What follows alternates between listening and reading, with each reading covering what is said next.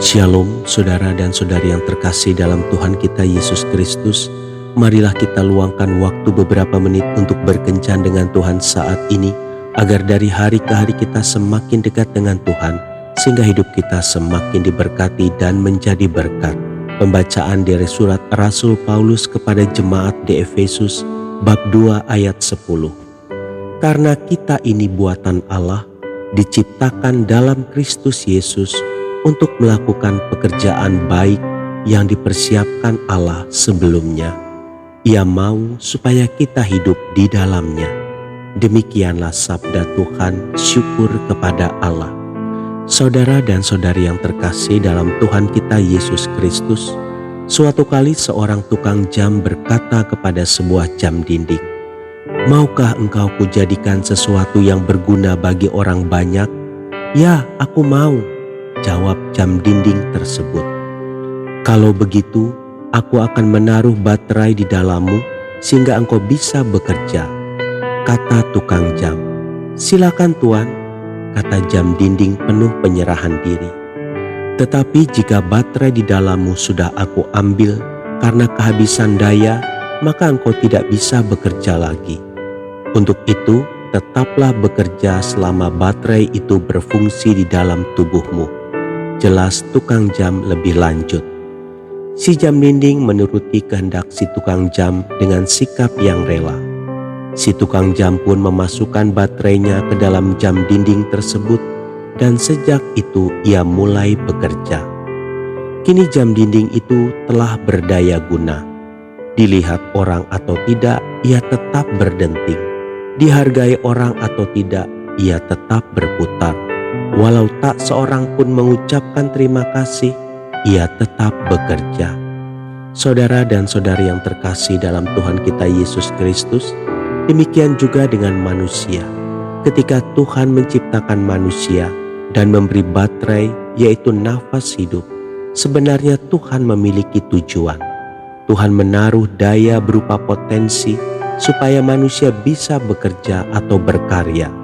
Terlebih lagi, kita sebagai anak-anaknya diberikan kemampuan-kemampuan khusus untuk berkarya, berguna, dan menjadi berkat bagi sesama. Satu hal yang tidak bisa diabaikan adalah bahwa Tuhan memberi kekuatan kepada kita untuk bekerja sesuai tujuannya, meskipun situasi di sekitar kita terkadang tidak mendukung. Ketika kita sudah ditebus oleh Tuhan, dan hidup kita bukan lagi milik kita, tetapi sepenuhnya milik Tuhan, Tuhan mempersiapkan pekerjaan untuk kita. Hal inilah yang diajarkan oleh Rasul Paulus kepada jemaat di Efesus. Karena kita ini buatan Allah, diciptakan dalam Kristus Yesus untuk melakukan pekerjaan baik yang dipersiapkan Allah sebelumnya. Ia mau supaya kita hidup di dalamnya. Maka tidak ada alasan bagi kita untuk diam karena minder, atau karena malas, atau juga karena merasa tidak dihargai orang lain.